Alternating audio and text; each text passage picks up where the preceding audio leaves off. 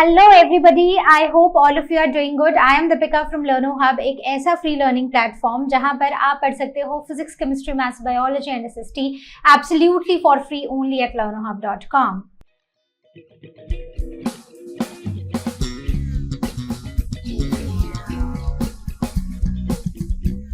तो आज हम स्टार्ट करने जा रहे हैं आईसीएसई क्लास 7 ज्योग्राफी का नेक्स्ट कॉन्टिनेंट। कौन सा है? ऑस्ट्रेलिया। यस, तो ऑस्ट्रेलिया का लोकेशन, एरिया, फिजिकल और पॉलिटिकल फीचर्स को डिस्कस करेंगे।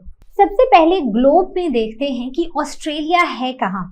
तो जैसे कि हमें पता है, हमारे ग्लोब को अगर हम बीच से काट देंगे तो ये 2 हेमिस्फीयर्स में डिवाइड हो जाएगा। ऊपर वाले को नॉर्दर्न बुलाते हैं और नीचे वाले को सदर्न हेमिस्फीयर। अब इस हेमिस्फीयर में अगर आप देखो तो हमने यूरोप पढ़ा है, एशिया पढ़ा है, हमने एशिया भी आप पढ़ोगे, फिर America, north America, south America, Africa, ये सब कुछ हमने पढ़ा है। तो हमने क्या देखा है कि मेजर लैंड मासेस जो है ना वो नॉर्दर्न हेमिस्फीयर में है। बहुत ही कम लैंड मास हमें सदर्न हेमिस्फीयर में देखने को मिलता है और उसमें से एक लैंड मास है ऑस्ट्रेलिया का। तो ऑस्ट्रेलिया यहाँ पर है, ये इक्वेटर की लाइन है और यहाँ पर है ऑस्ट्रेलिया। तो ऑस्ट्रेलिया बेसिकली बाकी सारे कॉन्टिनेंट जैसे कि यूरोप हो गया, जैसे कि एशिया हो गया, इन सब के नीचे है। ग्लोब में देखें, मैप में, अगर आप यहाँ पर मैप में भी देखो तो ऑस्ट्रेलिया यहाँ पर नीचे आपको दिखाई दे रहा है। तो इसीलिए, क्योंकि ये एंटायरली एक ऐसा कॉन्टिनेंट है जो कि साउथ हेमिस्फीयर में है या सदर्न हेमिस्फीयर में है, तो इसका एक निकनेम है जिसे बुलाते हैं द लैंड डाउन अंडर। मतलब एक ऐसा लैंड एरिया जो नीचे की तरफ हो। बस सिंपल सी बात है। तो इसका नाम आया है लैटिन वर्ड ऑस्ट्रेलिस से, जिसका मतलब होता है सदर्न। तो सदर्न हेमिस्फीयर में ही है, तो वहां से ही इसका नाम आया है ऑस्ट्रेलिस। अब इसे कॉमनवेल्थ ऑफ ऑस्ट्रेलिया भी बुलाते हैं। तो बेसिकली 1901 में ये नाम अडॉप्ट किया गया था।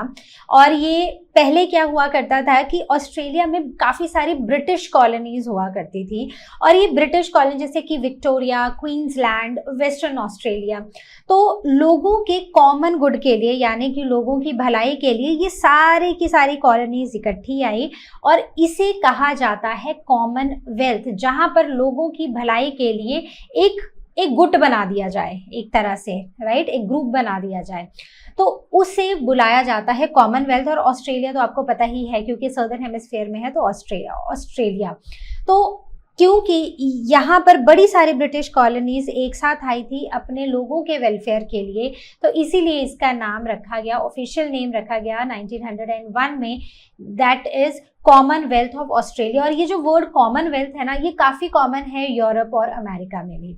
अब आगे बढ़ते हैं, अगर हम इसके यूनिक फीचर्स की बात करें तो ये एक ऐसा कंट्री है, only country covering the entire continent. मतलब ये पूरा एक कॉन्टिनेंट है और इस पूरे कॉन्टिनेंट ने सिर्फ एक ही कंट्री कवर कर रखी है।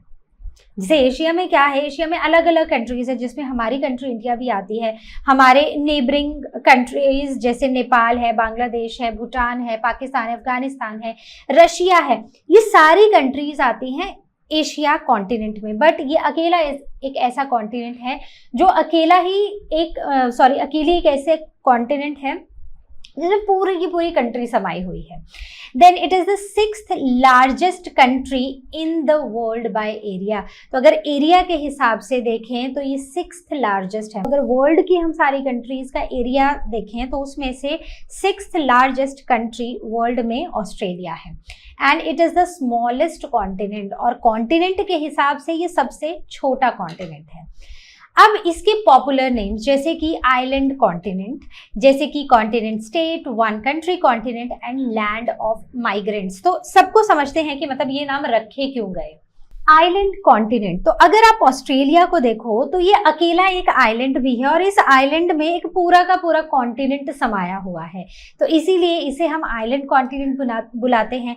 अब कॉन्टिनेंट स्टेट मतलब ये एक ऐसा कॉन्टिनेंट है जहाँ सिर्फ एक ही देश है, तो इसे इसलिए कॉन्टिनेंट स्टेट बुलाते हैं। एंड वन कंट्री कॉन्टिनेंट भी इसीलिए बुलाते हैं क्योंकि पूरे कॉन्टिनेंट में एक ही कंट्री है। देन लैंड ऑफ माइग्रेंट्स, तो ये एक ऐसी लैंड है, ये एक ऐसा कॉन्टिनेंट है जहां पर एशिया, अफ्रीका, यूरोप हर कहीं से लोग आके बस गए हैं। तो बेसिकली लोग आए, माइग्रेट हुए और यहाँ पर आकर सेटल हो गए, और आज भी इस कंट्री की ज़्यादातर पॉपुलेशन माइग्रेंट्स से ही बनी है, इसलिए इसे बुलाया जाता है द लैंड ऑफ माइग्रेंट्स। आगे बढ़ते हैं। Now the location of Australia, तो अगर ऑस्ट्रेलिया को देखो तो Australia lies between the Indian Ocean in the west, ठीक है। तो ये ऑस्ट्रेलिया है। ऑस्ट्रेलिया का अगर पहले तो हम इसकी डायरेक्शंस बनाते हैं as usual, so this is north, south, east और वेस्ट, ठीक है। वेस्ट की तरफ को अगर आप देखो तो इंडियन ओशन है, वहीं पर अगर आप इसके नॉर्थ में जाओ तो यहाँ पर एराफ्यूरा सी है, ठीक है। मतलब मैं इसको थोड़ा सा इरेज करके आपको दिखाती हूँ। हाँ, तो अगर आप ये वाला एरिया देखोगे तो यहाँ पर एराफ्यूरा सी है। इसके नीचे आओगे तो ये वाला सारा एरिया किसका है? सदर्न ओशन का है। It is located south east of the mainland Asia, तो ये एशिया है, ये वाला पूरा ये एरिया है हमारा एशिया, ठीक है। तो एशिया के साउथ ईस्ट में हमें ये कॉन्टिनेंट देखने को मिलता है। So this is the location of Australia. अब अगर आप इसको ना in terms of degrees, east, west, north, south देखें तो पहली बात है कि ये इक्वेटर की लाइन है जो यहाँ से पास हो रही है। ऑस्ट्रेलिया इस इक्वेटर की लाइन से नीचे है। अब तो इसका लोकेशन क्या है? ये है बेसिकली 10 डिग्री साउथ से 40 डिग्री साउथ तक।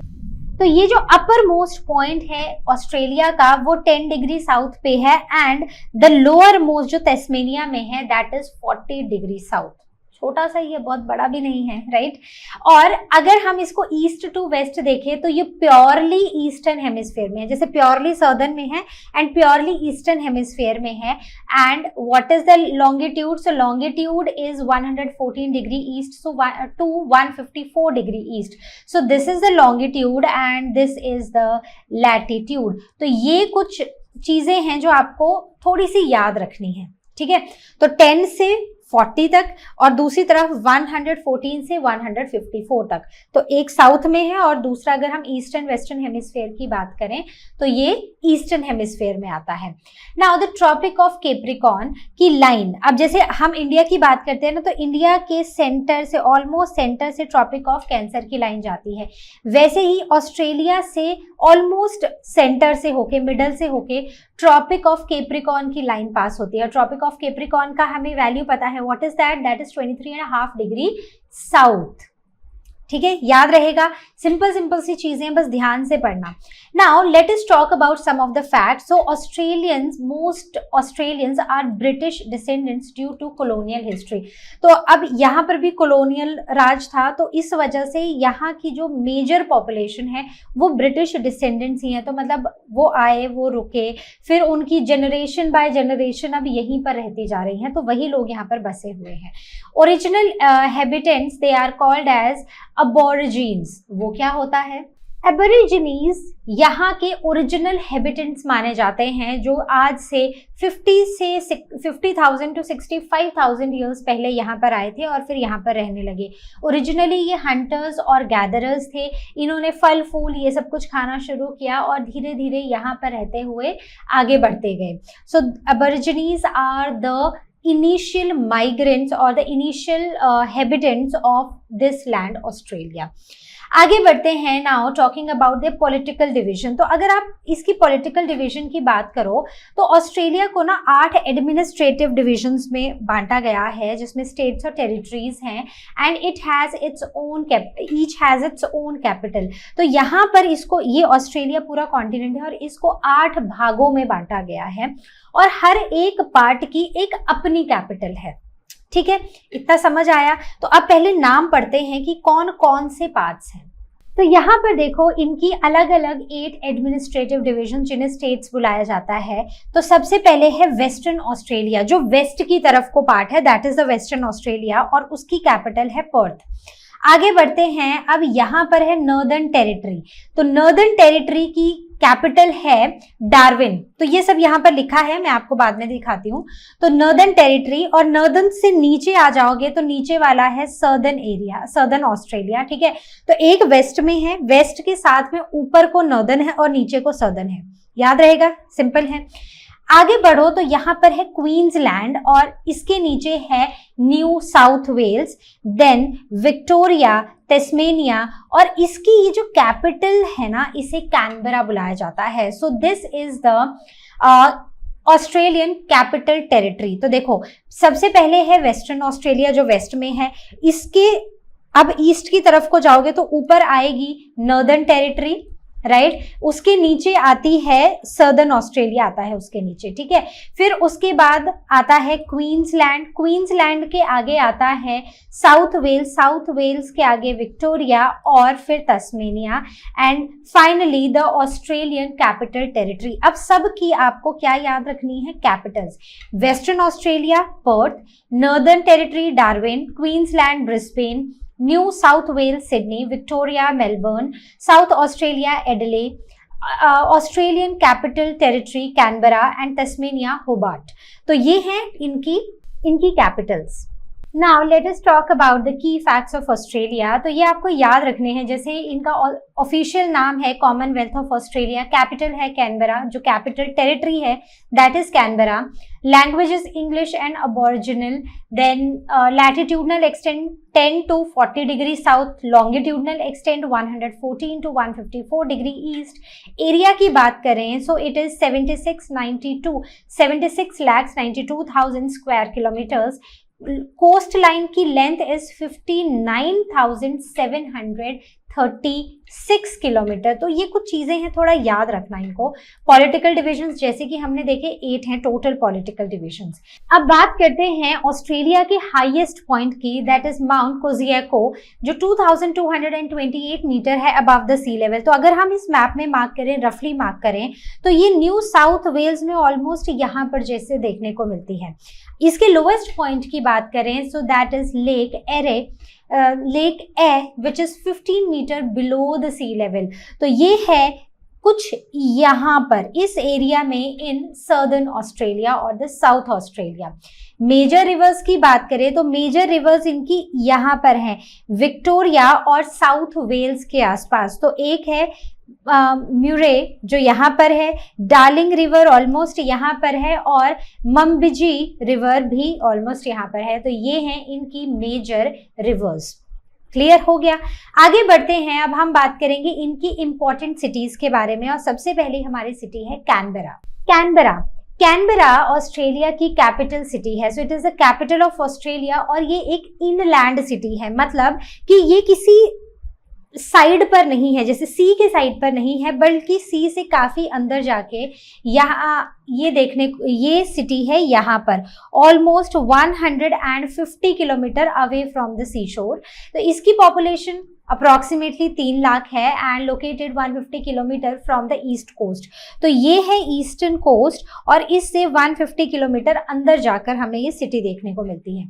इसके की लैंडमार्क्स हैं। अब ये काफ़ी इंपॉर्टेंट सिटी मानी जाती है क्योंकि यहाँ पर parliament house, high court of Australia, national library और नेशनल म्यूजियम जैसे इंपॉर्टेंट चीज़ें यहाँ पर हैं। नेक्स्ट हमारी सिटी आती है सिडनी। बहुत नाम सुना होगा, गानों में भी सिडनी का नाम आता है। सिडनी ऑस्ट्रेलिया की सबसे बड़ी सिटी है और ये न्यू साउथ वेल्स की कैपिटल भी है। तो यहाँ पर है न्यू साउथ वेल्स और इसकी कैपिटल भी है सिडनी, ऑलमोस्ट ये वाला जो रीजन है।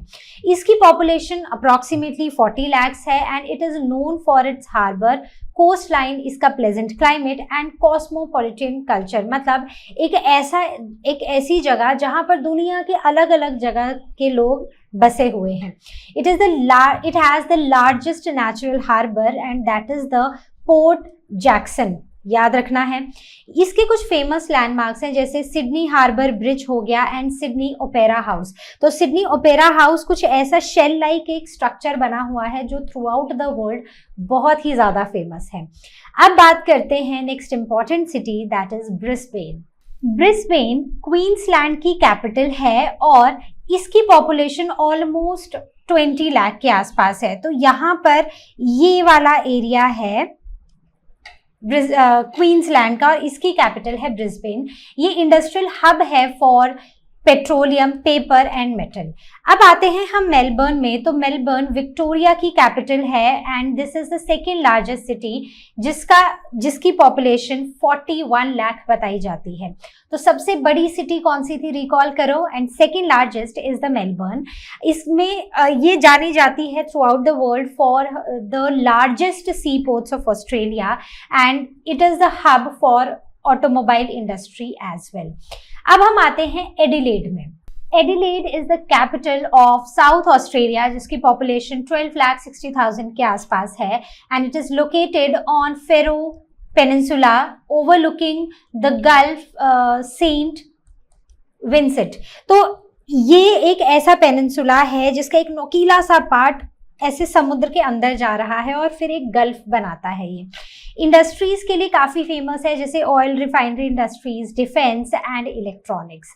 आगे बढ़ते हैं, now talking about Perth. Perth is the capital of western Australia. तो ये है वेस्टर्न ऑस्ट्रेलिया, ये पूरा पार्ट, और इसकी कैपिटल है पर्थ। इसकी पॉपुलेशन लगभग 18 लाख के आसपास बताई जाती है। It is the fourth largest city and it is famous for its pristine beaches, मतलब बहुत ही क्लीन और ब्यूटीफुल बीचेस के लिए ये फेमस है। Next is Darwin. Darwin is the capital of the northern territory. तो ये है नॉर्दर्न टेरिटरी और इसकी कैपिटल है डार्विन, जिसकी पॉपुलेशन ऑलमोस्ट 1,20,000 के आसपास बताई जाती है। इकोनॉमी इसकी चलती है माइनिंग से एंड कौन कौन से ओर्स हैं, bauxite, manganese, uranium and also the economy works on tourism. Then offshore oil and natural gas from Timor Sea. तो यहाँ पर ऑफशोर ऑयल और नेचुरल गैस भी एक्सट्रैक्ट किया जाता है फ्रॉम ताइमोर सी से। ताइमोर सी इस जगह पर है, मतलब ये वाला जो एरिया है ना जहां पर ये दूसरा कॉन्टिनेंट शुरू हो रहा है और उसके बीच में ऑस्ट्रेलिया और इसके बीच में आता है ये ताइमोर सी, और यहाँ से ऑफशोर ऑयलिंग और नेचुरल गैस मतलब ऑयल और नेचुरल गैस निकाला जाता है। ना Hobart. Hobart is the capital of Tasmania. Tasmania कहाँ है, ये जो अलग से हमें एक आइलैंड सा दिखाई दे रहा है, this is the Tasmanian state of Australia जिसकी पॉपुलेशन लगभग 2,16,000 के आसपास है। ये सबसे बिजी सी पोर्ट है और ये टूरिस्ट डेस्टिनेशन भी है। हाई स्पीड कैटामरैन है। कैटामरैन मतलब यहाँ पर एक तरह की ये बोट होती है, उसकी फैक्ट्रीज है, उसकी इंडस्ट्रीज है और उसकी यहाँ पर मैन्युफैक्चरिंग की जाती है और जिंक की स्मेल्टिंग की जाती है, मतलब जिंक को उसके ओर से एक्सट्रैक्ट किया जाता है।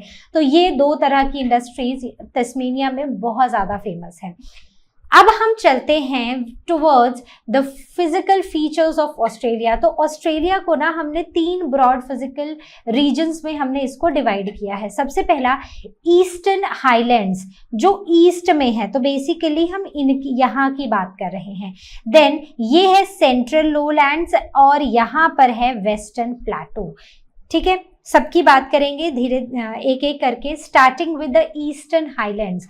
तो सबसे पहले हम इस रीजन की बात करने वाले हैं। तो स्टार्ट करते हैं अबाउट द ईस्टर्न हाईलैंड्स। तो ईस्टर्न हाईलैंड्स यहाँ पे केप यॉर्क जो नॉर्थ में है, केप यॉर्क वहां से शुरू होकर तस्मेनिया तक जाती हैं इन द साउथ। ठीक है, तो मतलब ये जो ईस्ट वाला पूरा पोर्शन है ना, यहाँ पर है ईस्टर्न हाईलैंड्स और ये वो रीजन है जहाँ पर वो पहाड़ और ऊंचे ऊंचे एरियाज हमें देखने को मिलते हैं। Runs parallel and close to the east coast. तो ये ना ईस्ट कोस्ट के साथ साथ बिल्कुल ऐसे साथ साथ चलती हैं और बिल्कुल इसके पैरेलल चलती हैं। माउंटेन्स जब नॉर्थ में होते हैं तो ये माउंटेन काफी ब्रॉड देखी गई है और लो है, मतलब हाइट बहुत ज्यादा नहीं है। जैसे जैसे हम साउथ की तरफ बढ़ते जाते हैं ये माउंटेन्स अब नैरो होती जाती हैं लेकिन हाई होती जाती है, मतलब हाइट बढ़ती जाती है। ईस्ट फेसिंग जो इस तरफ को फेस कर रही है माउंटेन वो स्टीप है, मतलब चढ़ाई मुश्किल है। जो वेस्ट की तरफ को है, जो वेस्ट की तरफ को फेस कर रही है वो स्लोप जेंटल है और वो सेंट्रल हाईलैंड्स की तरफ को निकलती है। तो देखो यहाँ की स्लोप जेंटल है और जेंटल होके अब ये यहाँ पर क्या बना दे रही है, सेंट्रल हाईलैंड्स। ठीक है, सॉरी सेंट्रल लोलैंड्स, करेक्ट। तो एक ऐसा एरिया है जो यहाँ पर ऐसे धीरे धीरे इसकी स्टीपनेस कम होती जा रही है, जेंटल होती जा रही है, और अब ये यहाँ पर सेंट्रल लोलैंड्स बना रहे हैं। आगे बढ़ते हैं। Now the Great Dividing Range and the rivers. तो eastern highlands are also called the Great Dividing Range, ठीक है, इनको ग्रेट डिवाइडिंग रेंज बोला जाता है। And it forms the main watershed of Australia. ये वही एरिया है जहां से मेन रिवर्स निकलती हैं ऑस्ट्रेलिया की। So principal rivers originate from here, जैसे कि Snowy River down the eastern slope, ठीक है, ईस्टर्न स्लोप से नीचे को आती है। Murrumbidgee down the western slope. तो ये जो है, अगर ये हमारी रेंज है तो ये स्नोई रिवर इस तरफ को जा रही है। वहीं पर अगर हम इसकी ईस्टर्न वेस्टर्न साइड की बात करें तो ये बाकी रिवर्स जो हैं ये इस तरह से निकल रही हैं, और फाइनली ये एक रिवर म्यूरे में जाके ज्वाइन हो रही हैं। इसको मैप पे देखें, ज्यादा अच्छे से समझ आएगा। ध्यान से देखो इस मैप को, तो इस मैप में आपको ये रिवर्स निकलती दिखाई दे रही हैं। तो ये बेसिकली इसी बड़े से ईस्टर्न हाईलैंड से निकल रही हैं, और ये आकर एक साथ मिल रही हैं इनटू दिस रिवर जिसका नाम है म्यूरे, ठीक है। क्या नाम है इसका? It is म्यूरे, correct. और कुछ है जैसे कि स्नोई रिवर है, वो यहाँ से जा रही है टुवर्ड्स द ईस्टर्न साइड, तो वो ईस्टर्न साइड से निकलकर उस तरफ को जा रही है। बाकी ये डार्लिंग, लाचन, ये सब वेस्टर्न साइड को निकल रही हैं, ठीक है। बात क्लियर हो गई। अब बढ़ते हैं सेंट्रल लोलैंड्स की तरफ। तो अब अगर हम लोलैंड्स की बात कर रहे हैं तो एक बात तो हमें समझ आ गई है, एक तो सेंट्रल है तो ऑस्ट्रेलिया के ऑलमोस्ट सेंटर में मिलेगा, और दूसरा लोलैंड्स है तो हाइट बहुत ज़्यादा नहीं है। So these are flat, low lying and rainless areas between eastern highlands and western plateau. तो ये लो फ्लैट हैं, लो हैं, यहाँ पर रेन काफ़ी कम होती है, और ये ईस्टर्न हाईलैंड्स, मतलब ये जो ईस्टर्न हाईलैंड्स हैं और ये जो वेस्टर्न प्लेटू है, इसके बीच का एरिया है। It extends from the Gulf of Carpentaria in the north to the Encounter Bay in the south. Gulf of Carpentaria बड़ा ही सिंपल है, याद रखना। ये आपको यू दिखाई दे रहा है, बस this is the Gulf of Carpentaria. अब आप बोलोगे तो एनकाउंटर बे कहाँ है? तो ये आपको ये वाला पोर्शन दिखाई दे रहा है, इसके थोड़े से साइड में आकर यहाँ पर is the Encounter Bay, and it contains the world's largest artesian basin. मतलब क्या होता है मैं अभी समझाती हूँ। अब आर्टिशियन बेसिन और एक्विफर है यहाँ पर। तो आर्टिशियन बेसिन क्या होता है? बेसिकली पोरस रॉक होती है, मतलब जिसमें छोटे छोटे पोर्स होते हैं, और जब पानी उसके ऊपर आता है तो वो पानी को खुद से पास होने देती है, ठीक है। तो ये पोरस रॉक लेयर होती है between the two impervious rock layers. मतलब ऊपर एक ऐसी रॉक की लेयर है जो इम्परवियस है, नीचे भी सेम है, लेकिन बीच में जो रॉक की लेयर है वो खुद से पानी को पास होने दे रही है। अब यहाँ पर किसी तरह से पानी पहुंचा तो इसने खुद से पानी को पास होने दिया, और अब इन दो इम्परवियस रॉक्स के बीच में ये पानी आके फंस गया। अब अगर आप यहाँ पर वेल को बोर करोगे तो पानी एकदम से प्रेशर से ऊपर को निकलेगा, बिल्कुल उसी को हम आर्टिशियन बेसिन बुलाते हैं। So it acts as the underground reservoir. तो rain water is trapped in the porous layer, forms an aquifer. The artesian well, water under pressure gushes out naturally when drilled. तो जब आप इसको यहाँ से ऊपर से ड्रिल करोगे तो नेचुरली जब यहाँ तक वो होल कंप्लीट हो जाएगा तो पानी एकदम प्रेशर से बाहर की तरफ आ जाएगा। देन सेंट्रल लोलैंड्स को हम कुछ पार्ट्स में डिवाइड करते हैं, जिसमें सबसे पहला है कारपेंटेरिया लोलैंड्स, मतलब ये वाला एरिया, राइट। उसके बाद यहाँ पर बीच में आती है एक लेक ए बेसिन। ये वर्ल्ड की largest area, it is a world largest area of inland drainage. मतलब कि पानी जितना भी है रिवर्स का वो सी तक नहीं जाएगा, बल्कि वो अंदर ही अंदर लैंड में ही ड्रेन हो जाएगा। तो सारा का सारा पानी आता है और इस लेक में ड्रेन हो जाता है। Then Murray and the Darling basin, तो ये वाला यहाँ पर जो एरिया है, this is the next division of the central lowlands. तो इन 3 एरियाज में हम इसको डिवाइड करते हैं। Now coming on to the western plateau, मतलब जो वेस्ट की तरफ है हम उस प्लेटू की बात कर रहे हैं। तो अगर आप इसको देखो तो it covers 2/3 of Australia. So 2/3 part of Australia is just covered. अब आप अगर ऐसे भी देखो, विजुअली भी अगर हम देखें तो हमें समझ आ रहा है कि वेस्टर्न प्लेटू ने काफी ज्यादा एरिया कवर किया हुआ है। तो yes, it covers the 2/3 part of the Australia and it is composed of old rocks जो कि मिनरल रिच हैं, स्पेशली गोल्ड में। तो एवरेज हाइट देखी गई है यहाँ पर 300 to 450 मीटर्स। मोस्टली डेजर्ट है या फिर सेमी डेजर्ट है। Then slopes eastwards to central lowlands and southwards to Nullarbor plain. Nullarbor plain कहाँ पर है? यहाँ पर। तो बेसिकली वेस्टर्न प्लेटू के अगर हम साउथ में जाए तो नुलाबोर प्लेन है जो यहाँ पर है, और अगर हम इसके ईस्ट की तरफ को जाते हैं तो वहाँ पर सेंट्रल लोलैंड्स है। क्लियर? अब यहाँ के जो माउंटेन्स हैं और डेजर्ट्स हैं वेस्टर्न प्लेटू के, उनके बात करते हैं। तो मेजरली 3 रेंजेस देखी गई हैं। सबसे पहली हैम्सरले रेंज जो रफली यहाँ पर है, मैं आपको रफ आइडिया दे रही हूँ कहाँ पर है। मैकडॉनल्ड रेंज कुछ यहाँ पर है। मस्ग्रेव रेंज उसके थोड़ा सा नीचे है। So it contains 3 of the Australia's 4 major desert, और जिसमें है Gibson, Great Sandy Desert and Great Victoria. तो ये 3 मेजर डेजर्ट्स हैं जो, मतलब अगर हम ऑस्ट्रेलिया की बात करें तो 4 मेजर डेजर्ट्स हैं, जिसमें से 3 आते हैं वेस्टर्न प्लेटू में। तो अब अगर मैप में ना देखें तो अच्छे से समझ आएगा नहीं। तो देखते हैं मैप में। देखो, मैंने आपको भी हेमर्सले रेंज बताई थी, वो यहाँ है। मैकडॉनल्ड रेंज यहाँ पे है, और Musgrave range is consider to be the south. तो ऑलमोस्ट यहाँ पर, मतलब इसके साउथ में ही हमें मस्ग्रेव रेंज देखने को मिलती है। अब हम यहाँ पर बात कर रहे थे 3 आउट ऑफ 3 मेजर डेजर्ट्स की। कौन कौन से? गिब्सन डेजर्ट जो यहाँ पर है ऑलमोस्ट सेंटर जैसे में। दूसरा था ग्रेट सैंडी डेजर्ट जो इसके ऊपर है, और तीसरा था ग्रेट विक्टोरियन डेजर्ट, मतलब जो नलबोर प्लेन है। ठीक है, ये है ना नलबोर प्लेन। नलबोर प्लेन के ऊपर है ग्रेट विक्टोरिया डेजर्ट, उसके ऊपर है गिब्सन डेजर्ट, और उसके ऊपर है ग्रेट सैंडी डेजर्ट। ठीक है, क्लियर हो गया? तो अभी विद मैप आपको समझ आ रहा है। तो जब भी आप कोई भी चैप्टर पढ़ो, बेसिकली जब भी आप एशिया, अफ्रीका, यूरोप कुछ भी पढ़ रहे हो, तो मैप को सामने रखो ताकि आपको आइडिया हो कि हम कहाँ पर कौन सी जगह की बात कर रहे हैं। अगर आपको क्वेश्चन में ऐसा आ जाता है कि is Victoria Desert the south of the Great Sandy Desert और द नॉर्थ ऑफ इट, तो आपको रफली आइडिया होगा कि वो नॉर्थ में है या साउथ में है। तो इसलिए इसको मैप को साथ रखना इज वेरी इंपॉर्टेंट।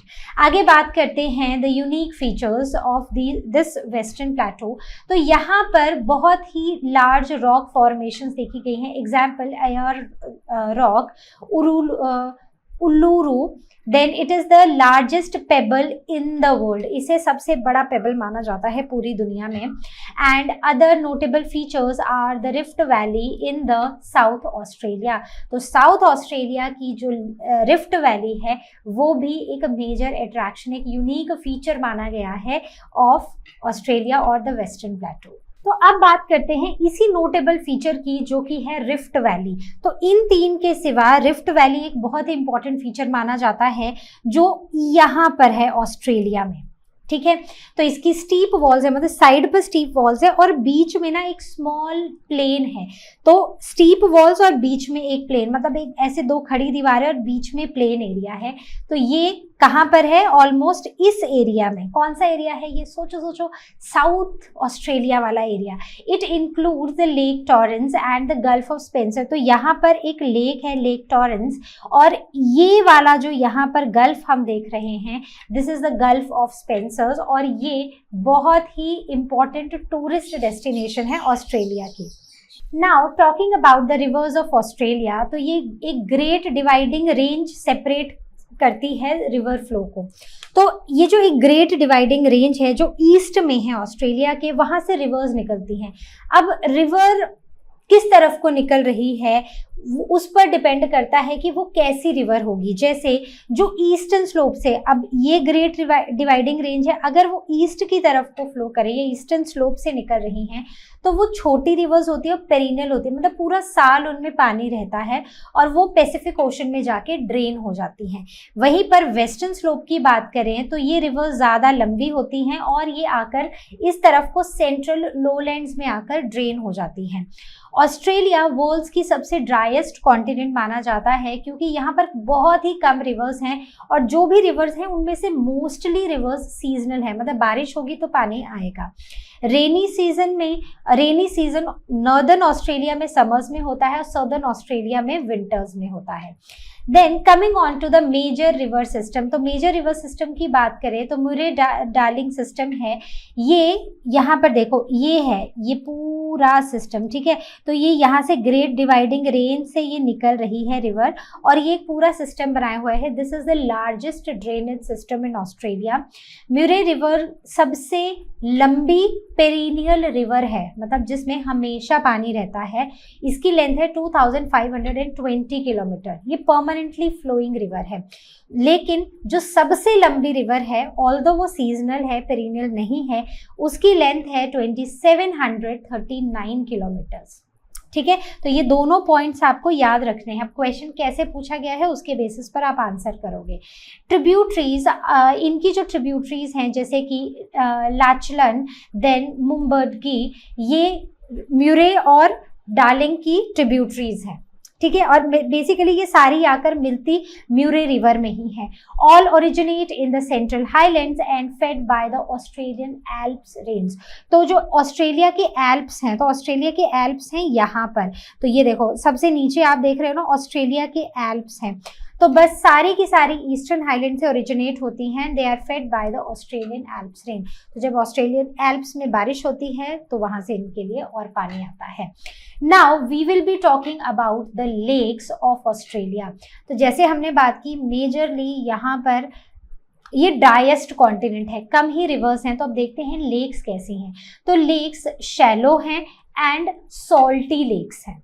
सबसे लार्जेस्ट लेक है, जो लार्जेस्ट लेक्स हैं, lake Torrens, greater and the from. और ये मोस्टली ये सारी की सारी लेक्स कहाँ पर हैं? यही साउथ ऑस्ट्रेलिया में, यहाँ पर मेजरली लेक्स हैं। इसके सिवा कुछ आर्टिफिशियल लेक्स क्रिएट की गई हैं, जैसे कि वेस्टर्न ऑस्ट्रेलिया में लेक एर्गिले और तस्मेनिया में लेक गॉर्डन। तो ये कुछ आर्टिफिशियल लेक्स हैं, नाम पता होने चाहिए और कहाँ पर है वो भी रफली, जैसे साउथ ऑस्ट्रेलिया में है, तस्मेनिया में है, वेस्टर्न ऑस्ट्रेलिया में है, कहाँ पर। Then the underground water. तो अब जब हमने बात की थी कि this is abundant in artesian basins, much of it is salty which is unsuitable for irrigation and human consumption। तो वैसे तो वो नीचे से एकदम ड्रिल करने पर एकदम फुहारे की तरह पानी बाहर निकल आता है, फाउंटेन की तरह, लेकिन ये जो भी पानी है ये मोस्टली सॉल्टी है, जिसे हम इरिगेशन के लिए भी यूज़ नहीं कर सकते और ना ही इसे as a drinking water use किया जा सकता है। It is used as livestocks drinking water, जैसे कि कैटल और शीप के लिए। अब हम चलते हैं द ग्रेट बैरियर रीफ की तरफ। कहाँ पर है? तो ये जो आप ग्रीन वाला पोर्शन देख रहे हो ना, this is the Great Barrier Reef of Australia. Great Barrier Reef की length is 2300 kilometre under water ridge of the north east coast of Australia. तो ये ऑस्ट्रेलिया का नॉर्थ ईस्ट वाला कोस्ट है और यहाँ पर हमें ये ग्रेट बैरियर रीफ देखने को मिलते हैं। Distance from the coast is said to be 16 से 240 किलोमीटर तक ये फैला हुआ है, मतलब कोस्ट से 16 किलोमीटर से 240 किलोमीटर तक ये फैला हुआ है। Composed of millions of shells of the tiny marine creatures, जिन्हें हम कोरल पॉलिप्स बोलते हैं। तो आप बायोलॉजी में पढ़ोगे, जब हायर क्लासेस में जाओगे तो पॉलिप्स के बारे में पढ़ोगे। तो बेसिकली ये छोटे छोटे क्रीचर्स होते हैं जो मरीन क्रीचर्स होते हैं, और वो जब मर जाते हैं तो उनका शेल वहीं पर रह जाता है और धीरे धीरे, क्योंकि ये कॉलोनीज में रहते हैं, तो धीरे धीरे अकमुलेट होते जाते हैं और ये बड़े बड़े स्ट्रक्चर्स बना देते हैं जिन्हें हम कोरल्स बुलाते हैं।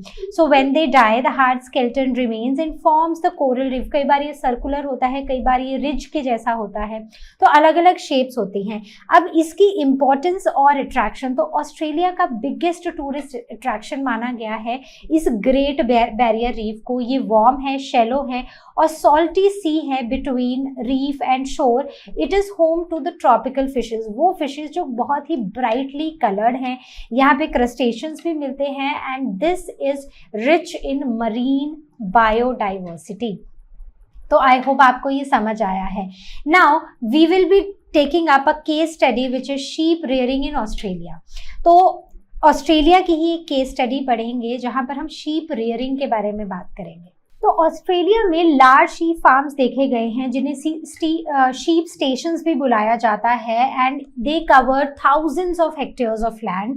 शीप की रेयरिंग की जाती है, यहाँ पर फ्लीस को हटाया जाता है एंड इससे वूल बनाई जाती है और मीट भी खाया जाता है in form of mutton. So they are managed by owners and labourers called jackaroos. तो बड़े बड़े फार्म्स होते हैं और बड़े बड़े फार्म्स में शीप को रखा जाता है। इनका अलग मतलब इनकी वूल या फिर मटन इनका प्रोडक्ट है। ओनर्स जो होते हैं वो कुछ पेड वर्कर्स को रखते हैं जिन्हें जैकरूस बुलाया जाता है और ये जैकरूस पूरा काम करते हैं इन शीप को मैनेज करने का। बात करते हैं फार्म मैनेजमेंट की, तो ये ना बिल्कुल एक फेंस्ड स्टेशंस होते हैं जिन्हें पेडॉक्स में डिवाइड किया होता है। मतलब एक ये फेंस्ड स्टेशन होगा जिसे छोटे छोटे और फेंस्ड एरियाज में डिवाइड किया होगा। जैकरूस का काम होता है शीप्स की केयर करना, उनको किसी भी तरह की डिजीजेस से या किसी भी तरह के कैंगरू से, रैबिट से उनको बचाना। They move sheep from paddocks to prevent over grazing. तो जैसे मान लो कि यहाँ पर ग्रेजिंग हो गई तो यहाँ पर ओवर ग्रेजिंग ना हो जाए तो now they move them to the next paddocks. तो ओवर ग्रेजिंग से एक एरिया को बचाने के लिए वो एक पेडॉक से दूसरे पेडॉक को इन शीप्स को मूव करते हैं। दे maintain fences against rabbits and kangaroos. अब बात करते हैं शेयरिंग एंड मस्टरिंग की। तो शेयरिंग का मतलब होता है कि आपने देखी होगी कई शीप होती है ऐसे एकदम फूली ऐसे मोटी मोटी हो जाती हैं, फिर उनकी फ्लीस को रिमूव करते तो बीच से एक छोटी सी शीप निकल कर आती है। तो बेसिकली दैट इज शेयरिंग। तो ये काम होता है विंटर्स के ऑलमोस्ट एंड पर या फिर समर्स के शुरू में। अगर सोचो विंटर के शुरू में करेंगे तो क्या होगा, तो शीप को खुद को भी तो ठंड लग जाएगी। इसलिए ये काम एंड ऑफ द विंटर और the beginning of the summer होता है जब उनकी पूरी फ्लीस को निकाल दिया जाता है। And it is important for them also क्योंकि फिर उनको गर्मी भी लगेगी तो वो ये चीज उनको गर्मी से भी बचाती है। शीप इज गैदर्ड, शीप को पूरा गैदर किया जाता है shared using the electric machines. तो कई जगह पर तो अभी भी हैंड मतलब मैनुअली होता है, लेकिन ऑस्ट्रेलिया में ये काम इलेक्ट्रिकल मशीन से किया जाता है। इस फ्लीस को क्लीन किया जाता है, सॉर्ट किया जाता है, पैकिंग होती है और फिर इसको एक्सपोर्ट किया जाता है। अब बात ये है कि हम इसको ऑस्ट्रेलिया के कॉन्टेक्स्ट में शीप रेयरिंग क्यों पढ़ रहे हैं। Yes, because it is important क्योंकि ऑस्ट्रेलिया का रोल वूल प्रोडक्शन में बहुत ज़्यादा है। ये सेकेंड लार्जेस्ट शीप पॉपुलेशन है यहाँ पर वर्ल्ड की और ये 21% वर्ल्ड की वूल बनाता है। आउट ऑफ 100% 21% वूल ऑस्ट्रेलिया में बनती है और ये सबसे बड़ा एक्सपोर्टर है वूल का। मतलब आउट ऑफ 100% 90% वूल जो बनती है ऑस्ट्रेलिया में वो एक्सपोर्ट होती है। And the famous is merino sheep जिसकी हाई क्वालिटी वूल देखी गई है। देन शीप रेयरिंग एरियाज, तो वैसे तो इसको बेस्ट माना जाता है टेम्परेट पार्ट्स में जहाँ पर 20 to 40 सेंटीमीटर तक की रेनफॉल होती है। इनमें मेन स्टेट्स हैं न्यू साउथ वेल्स, विक्टोरिया और Western Australia and Southern Australia. Land between Murray and Darling rivers is said to be the most suitable. उसके बीच का एरिया सबसे सूटेबल है। So this was all from our today's session. कोई भी doubt हो आज क्वेश्चन सेक्शन में पूछो या फिर लर्नो हब स्वयं में क्लास को बुक करो and see you next time with the next chapter. Till then you all take care and as you all know लर्नो hub मतलब फ्री है पर बेस्ट है।